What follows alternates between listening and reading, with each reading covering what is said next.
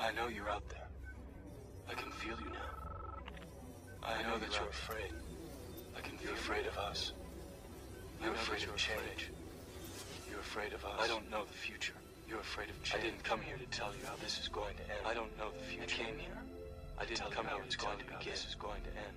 I'm going to hang up this phone to tell you. And then I'm going to show these people what you don't want them to see. I'm going to hang up this phone. I'm going to show them. And then I'm going to show these people what you don't want them to see.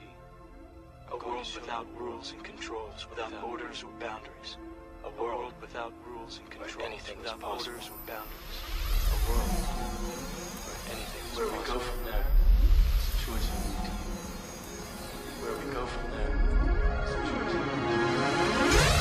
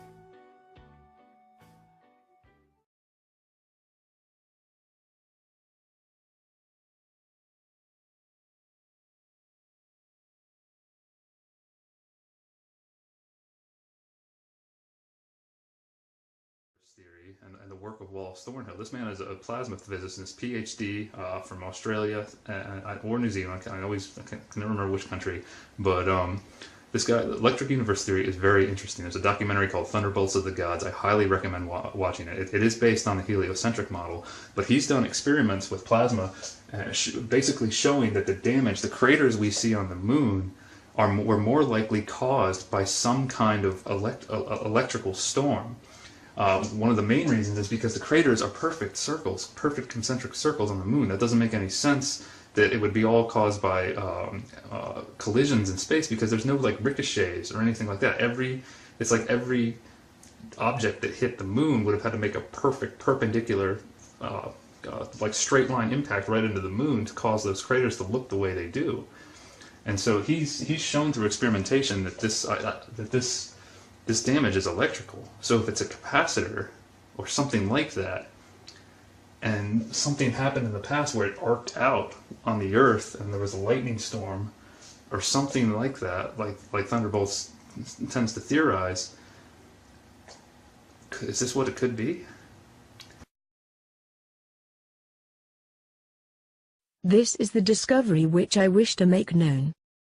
The process involved in the generation of the waves is the following. The Sun projects charged particles constituting an electric current which passes through a conducting stratum of the atmosphere approximately 10 kilometers thick enveloping the Earth. This is a transmission of energy exactly as I illustrated in my experimental lectures, in which one end of a wire is connected to an electric generator of high potential, its other end being free. In this case the generator is represented by the Sun and the wire by the conducting air. The passage of the solar current involves the transference of electric charges from particle to particle with the speed of light, thus resulting in the production of extremely short and penetrating waves. As the air stratum mentioned is the source of the waves, it follows that the so-called cosmic rays observed at great altitudes must increase as this stratum is approached. My researches and calculations have brought to light the following facts in this connection. 1. The intensity of the so-called cosmic rays must be greatest in the zenithal portion of atmosphere. 2. The intensity should increase more and more rapidly up to an elevation of about 20 kilometers where the conducting air stratum begins. 3. From there on the intensity should fall, first slowly and then more rapidly, to an insignificant value at an altitude of about 30 kilometers. 4. The display of high potential must occur on the free end of the terrestrial wire, that is to say, on the side turned away from the Sun. The current from the latter is supplied at a pressure of about 216 billion volts, and there is a difference of 2 billion volts between the illuminated and the dark side of the surface. The energy of this current is so great that it readily accounts for the aurora and other phenomena observed in the atmosphere and at the Earth's surface. For the time being I must content myself with the announcement of the salient facts, but in due course I expect to be able to give more or less accurate technical data relating to all particulars of this discovery. Unfortunately, Nikola Tesla passed away before he released his data.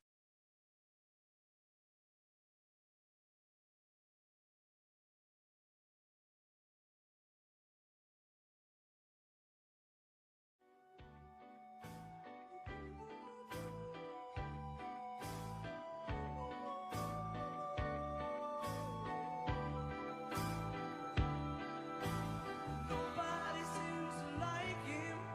They can tell what he wants to do. He never shows his feelings, but the fool on the hill sees the sun going down, and the eyes in his head see the world spinning around.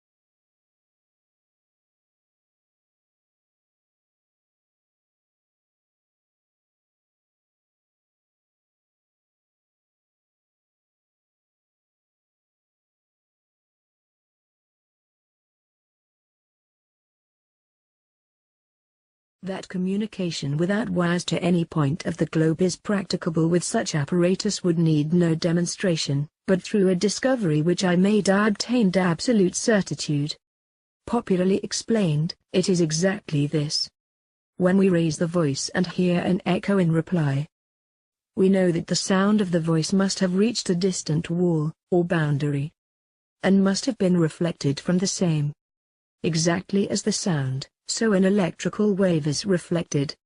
And the same evidence which is afforded by an echo is offered by an electrical phenomenon known as a stationary wave, that is, a wave with fixed nodal and ventral regions.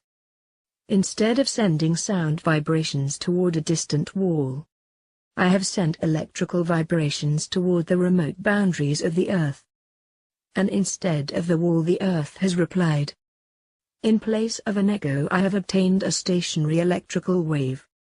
A wave reflected from afar. Stationary waves in the earth mean something more than mere telegraphy without wires to any distance. They will enable us to attain many important specific results impossible otherwise.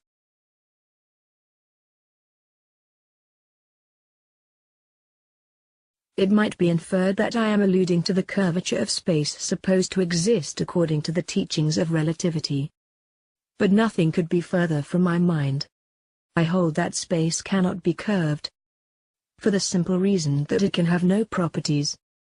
It might as well be said that God has properties. He has not, but only attributes, and these are of our own making. Of properties we can only speak when dealing with matter filling the space. To say that in the presence of large bodies space becomes curved is equivalent to stating that something can act upon nothing. I for one, refuse to subscribe to such a view.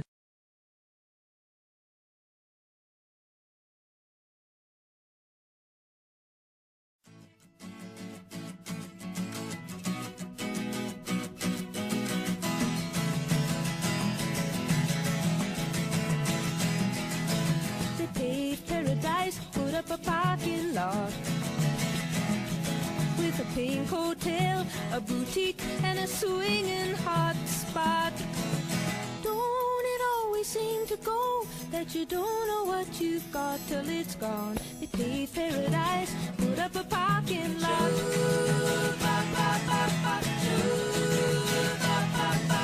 They took all the trees, put them in a tree museum.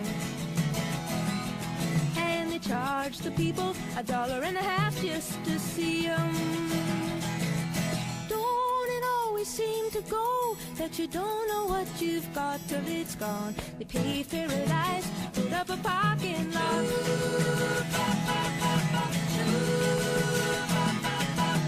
Hey, farmer, farmer, put away the DDT now. Give me spots on my apples, or leave me the birds and the bees. Go that you don't know what you've got till it's gone. They paved paradise, put up a parking lot.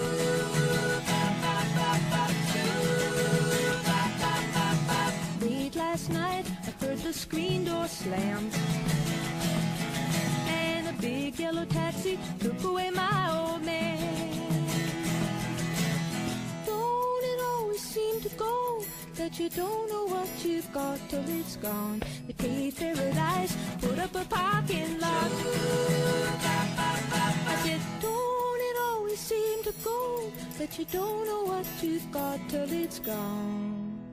They paved paradise, put up a parking lot. They paved paradise.